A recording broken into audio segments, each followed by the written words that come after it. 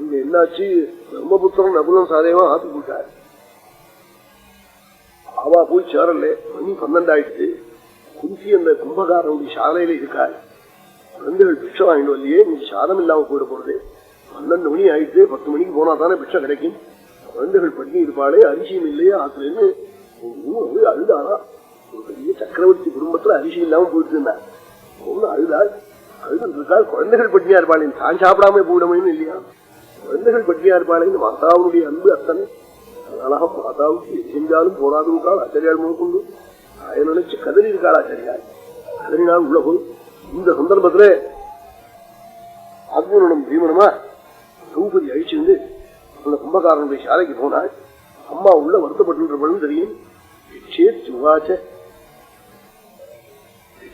யதாவேதயதான் அராத்தியோன்னாள். அம்மா பிட்சை கொண்டு வந்திருக்கேன், ஒரு உயர்ந்த பிட்சைன்னு ஆளா என்ன நினைச்சுட்டா, நம்ம மாத்திர பாத்திரம் வாங்கிக்காம எங்கேயோ ஒரு கடனுக்கு பாத்திரம் வாங்கி குழந்தைகள் பிட்சை கொண்டு வந்திருக்கா போல இருக்கு சொல்லி, அப்பா நீங்க 5 பேரும் அதை அனுபவிக்கணும்டா, நான் சந்தோஷமா சொல்றேன்டான்னு சொன்னாலாம்.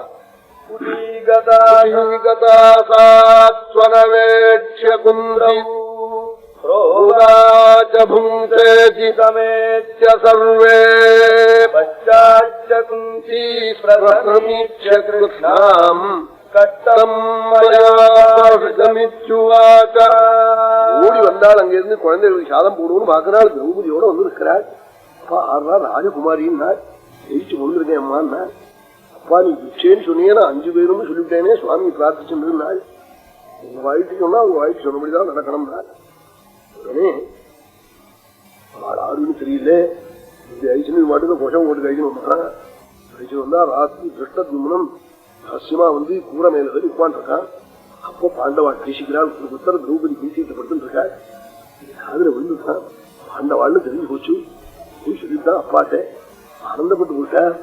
5 பேரும் சொல்றாளேன்னு துருபதனுக்கு சந்தேகம் வந்தது. நம்ம ஒரு பொண்ணு 5 பிராதாக்கள் அனுபவிச்சிருக்கான்னு வியாசர் வந்தார்.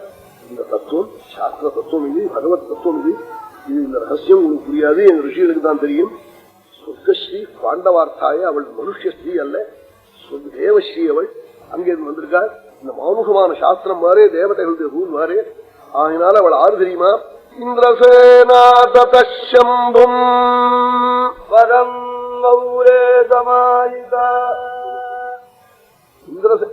அவள் என்னாந்தரத்திலே நாராயணியா இருந்தாள். அவளுக்கு இந்திரசேனன்னு ஒரு பேரு. அவளுக்கு நல்ல பர்த்தா இல்லாம அந்த துக்கத்தினால பரமேஸ்வரனை ஆராதிச்சாள். பரமேஸ்வரம் ருஷபா ரூஷாளா வந்தாள். என்ன வேணும் நாள் பதிந்தேகி பதிந்தேகி பதிந்தேகி பதிந்தேகின்னு 5 தடவை கத்திவிட்டாளாம். பஞ்சவாரம் பதிந்தேகி தந்தேன்னு விட்டாளா. 5 தடவை கட்டதுனால 5 பர்த்தாவை தரேன்னு விட்டாளா. அதனால அவள் இப்ப திரௌபதியா வந்திருக்காள். 5 பர்த்தாக்களையும் கல்யாணம் பண்ணிக்கணும். சாஸ்திர சம்மதம். இது பகவத் அனுகிரகம் இருக்குங்கிறது தெரியும். இந்த கல்யாண ரகசியத்திலே போயிட்டாள் வியாசர். உடனே கல்யாணம்.